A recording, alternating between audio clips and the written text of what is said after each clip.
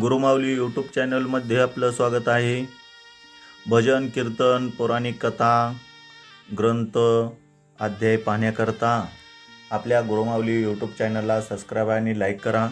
Video आवडल्यास video share करा. आज आपण श्री रामविजय ग्रंथातील अध्याय 32वा लक्ष्मण शक्ती हे पाहणार आहोत. आई रावणाने महिरावण यांना ठार मारून राम आणि लक्ष्मण परत आलेले कळताच रावण चिंतेत पडला. अखेर तो रणांगणावर लढायला निघाला. आज रावण तोशाने लढत होता. लक्ष्मणाला पाहताच रावण संतापला. माझ्या इंद्रजिताला ठार मारलेस काय, असे म्हणून त्याने एक दिव्य शक्ती लक्ष्मणावर सोडली. ती लक्ष्मणाच्या छातीवर आदळली आणि हृदयात छिद्र पाडून पाताळात निघून गेली. त्यामुळे लक्ष्मणाचे शरीर छिन्न विछिन्न झाले व ते मूर्छा येऊन जमिनीवर पडला. लक्ष्मण पडलेला पाहून वानरवीर धावले. श्रीराम ही बिभीषणासह तेथे आले. लक्ष्मणाचे मस्तक मांडीवर घेऊन श्रीराम शोक करू लागले. तेव्हा बिभीषण म्हणाला, प्रभू रामचंद्रा, ही वेळ शोक करण्याची नाही. शत्रू समोर उभा आहे, त्याचा अगोदर नाश करा. लक्ष्मणाला सुषेण औषध लागेल. हे ऐकताच रामाने उठून धनुष्याचा टणत्कार केला आणि म्हणाले, रावणा, आता तू लक्ष्मणावर शक्ती टाकलीस. आता तू कसा पळतोस ते मी पाहतो. पहा माझा पराक्रम. असे म्हणून रामाने बाण सोडण्यास आरंभ केला. त्या बाणापासून असंख्य बाण निर्माण होऊ लागले. त्याने रावण जर्जर झाला. रावण तटस्थ झाला. त्याला जिकडे तिकडे राम दिसू लागले. मागे पुढे उजवीकडे डावीकडे सर्वत्र धनुर्धर राम त्याला दिसू लागला.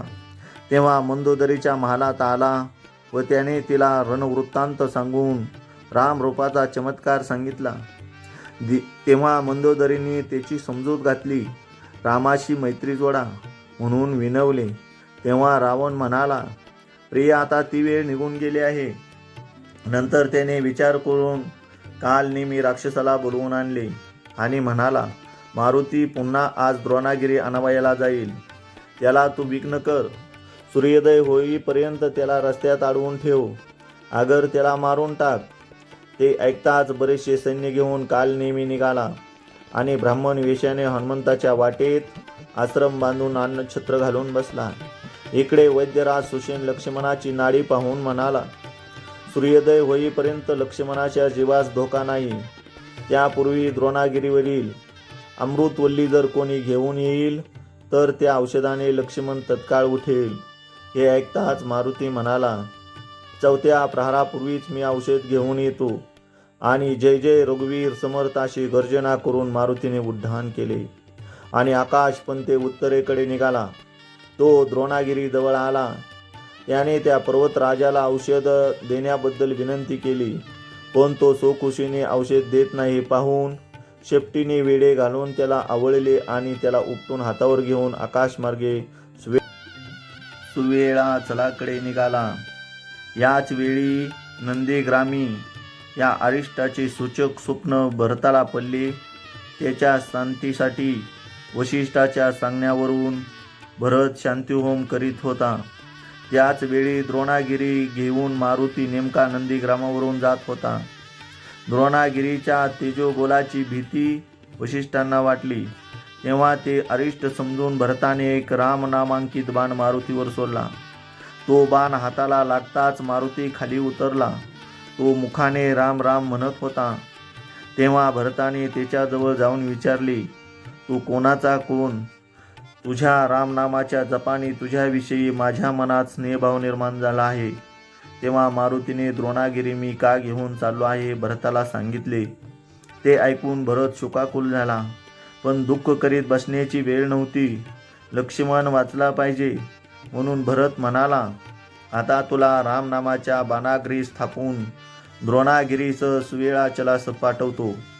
यावर मारुती म्हणाला, भरता, तुझा पराक्रम अद्वितीय आहे. रामनामांकित बाण पाहूनच मी खाली आलो. मी श्रीरामाचा सेवक आहे. त्यामुळे हे ब्रह्मांड चेंडूसारखे उडवण्याचे सामर्थ्य माझ्या अंगी आले आहे. आता मला जाण्यास आज्ञा दे. हे ऐकून भरत म्हणाला, श्रीरामाला माझा नमस्कार सांगा आणि 14 वर्ष भरताच न याल तर तुमचा बंधू प्राणत्याग करील. असा निरोप सांगा. मग भरताने हनुमंताला विजयी हो असा आशीर्वाद दिला. त्याबरोबर मारुती द्रोणागिरी घेऊन उडाला आणि रात्रीच्या 4थ्या प्रहरी सुवेळाचली उतरला. मारुतीला पाहताच रामाला आनंद झाला. त्याने मारुतीला पोटाशी धरले. नंतर सुसेनाने द्रोणागिरीला नमस्कार केला आणि त्यावरील अमृतवल्ली काढून तिचा रस लक्ष्मणाला पाजला आणि त्याचा चोथा लक्ष्मणाच्या जखमेवर लावला. तत्क्षणी निजलेला माणूस जागा व्हावा तसा लक्ष्मण उठला. त्या वृक्षवल्लीच्या साह्याने सुसेनाने सर्व वानर जिवंत केले. सर्वांनी मारुतीचा जय जयकार केला. तो ऐकल्यानंतर मारुतीने भरताचा निरोप रामाला सांगितला. तेथील सर्व वृत्त ऐकून राम सद्गदित झाले आणि म्हणाले, रावणाचा वध करून मी लवकरच भरताच्या भेटीला जाईन.